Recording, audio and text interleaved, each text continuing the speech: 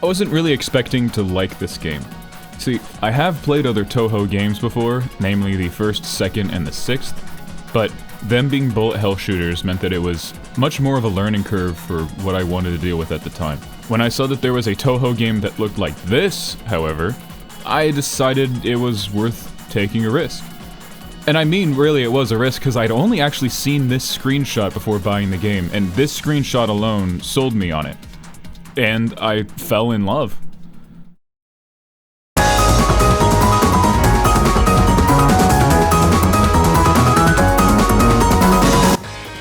First things first, this is an indie pixel art Metroidvania. And yes, I know that that statement alone is enough to poison the well for a lot of people, and to be honest, it would have done the same thing to me, but trust me when I tell you that this game is fantastic. So what's so great about it? The movement is great, the combat is surprisingly exciting, and the enjoyment you get scales with your skill. The music is incredible, although anyone who has listened to a lot of Touhou music probably expected that. Did you know that the fans have amassed over 3 terabytes of fan-made Touhou music? And that's just in one pack, they're still finding more. They also implemented a lot of ideas from the mainline Touhou games like Graze, which feels perfectly at home in a side-scroller.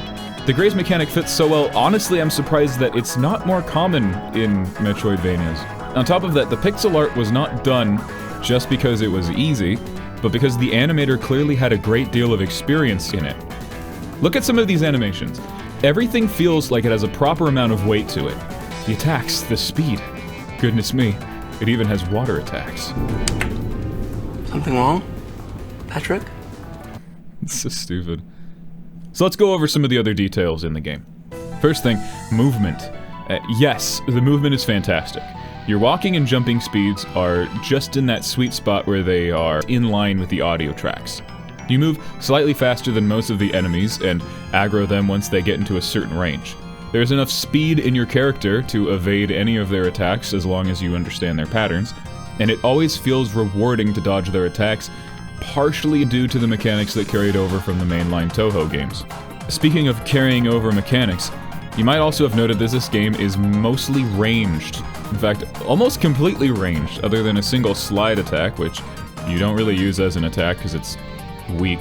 I wasn't sure whether or not I would enjoy this at first, as normally I like the Vania part more than Metroid and Metroidvania, but this won me over.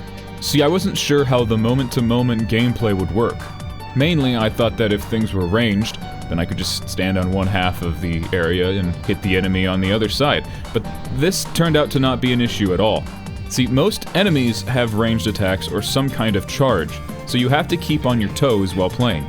But also, the maps aren't large enough for you to just stand in one corner and attack them.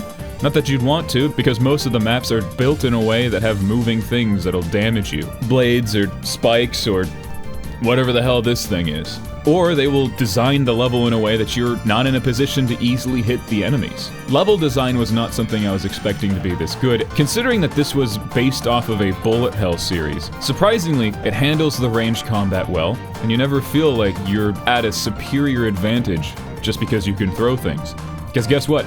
Even the skeletons can throw things.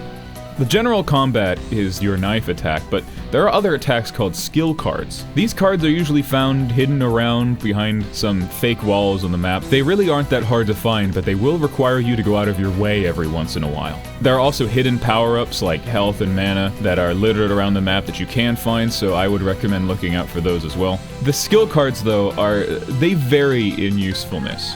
For instance, the zap knife is pretty lame, and the shield is useful in certain situations, but the chainsaw and the 1,000 daggers are grossly overpowered.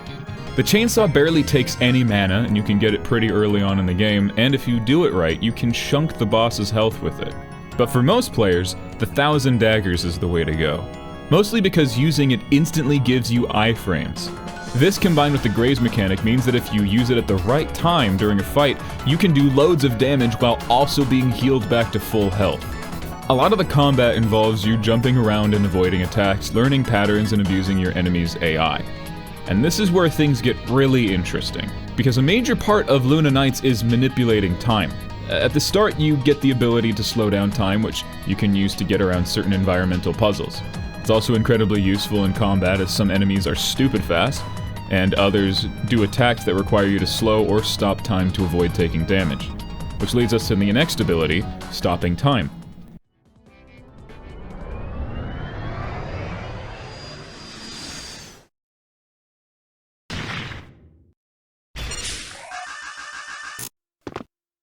After talking to the best girl Kappa, you are able to get the ability to stop time. This is used to bypass enemies, stop or start platforms, and once you get the grip knife power-up, you can use it to create platforms wherever you want. In certain fights, this power-up is a get-out-of-jail-free card, but I would advise against using the stop mechanic because of my other favorite mechanic, the graze mechanic. Some of you who know Touhou were probably wondering how they would incorporate this into the game, seeing as it's a big part of the other shoot-'em-ups. Well, in this game, when you get close to an enemy or an attack, you will collect either purple or blue point blocks. If you dodge while in real time or slow it down, then you'll get blue blocks, which will refill health, time, and mana. But if you pause time, you will get purple blocks, which will refill time and mana, but not nearly at the same amount. Thus, it's advantageous for you to learn the enemy's attacks so that you can get close enough to them to gain health and mana in combat. Because the game doesn't give you health packs. Ever. There are vending machines scattered throughout the map, but rarely ever in an easy-to-reach spot. So if you're ever in a boss fight or wandering around looking for power-ups and you're low on health, you're gonna have to start playing risky, which is my favorite part of the game because it immediately rewards a skilled player, which in turn ends up making the skill progression of the player feel all the more engaging and rewarding. Honestly guys, I haven't felt this much in the zone since Sekiro, and if that's not the best compliment I can give this game, then I don't know what is.